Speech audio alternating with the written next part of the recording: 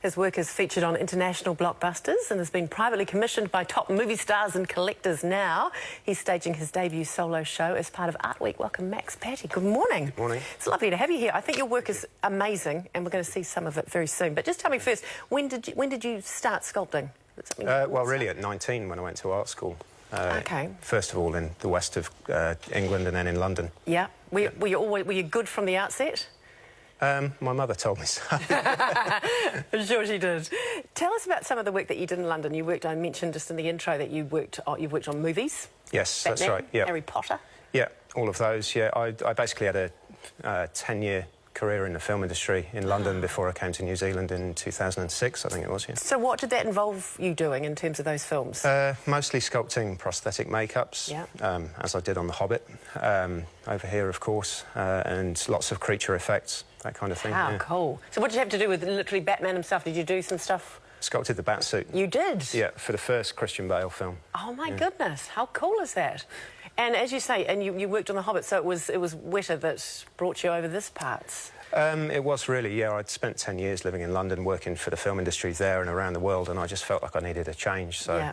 The opposite side of the world seemed kind of like is a bit of a change, isn't it? Of course, there was always the pull of Weta. Yeah, absolutely. Yeah, and so you worked on again, sculpting all the prosthetic masks and... Yes, yeah, for The Hobbit, yeah. The team that sculpted all the prosthetics for the dwarves and... Must have been a dream job. Yeah. At times it had its moments. I bet it did. I bet you worked extremely hard. Yeah. Did you do your own, continue to do your own sort of stuff on the side? Yeah, well, it was actually when I came to Wellington and started work for Weta that I really found the opportunity to do my own work because I'd never really had that work-life balance living in London.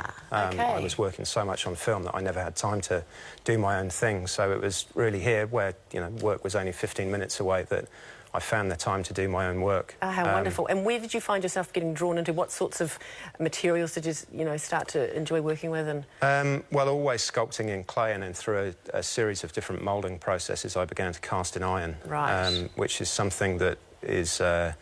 well, it's not very common. Certainly most people would cast directly into bronze, but I've always loved the quality, that sort of earthy quality of iron, rather. Wow. One of the things, and I think we've already seen a picture of it, we'll see it again, that you're really well known for is Solace in the Wind in Wellington. Yes. Tell me about that right. piece. What made you create it? Well, initially I was only supposed to be in New Zealand for a year, just on a working visa. Yeah. And usually whenever I travelled around the world, I try to find a piece of art that I'd like to take away as a souvenir from that country. This is it here? Yeah. That's right.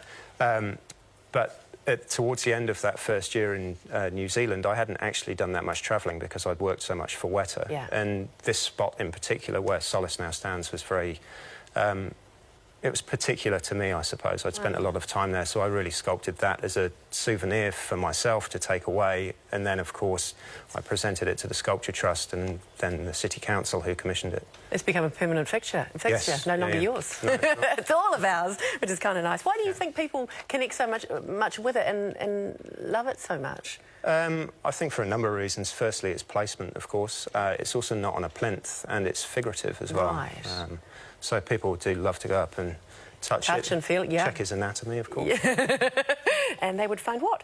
How long does it take you to create a work like that, for example, from start to finish? The actual sculpting process for me isn't really that long. Can be done under a month, but then all the moulding processes and then, of course, off to the foundry can take months and months. Yeah. OK, so it's a work in progress. Yeah. Tell me about some of the private collections you've sculpted for, or can you drop some names? Yeah, of course. Yeah. Always ask.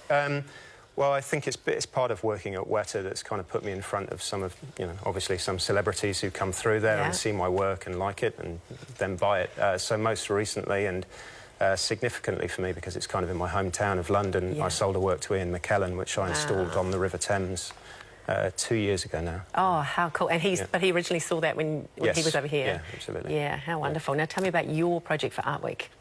OK, so this is my first solo show anywhere in New Zealand, and Westpac are hosting it, so it's down in Britomart. Yeah. So it's... What's this piece? This is actually my new work. These are a series of, I call them light works, but they're kind of like light paintings.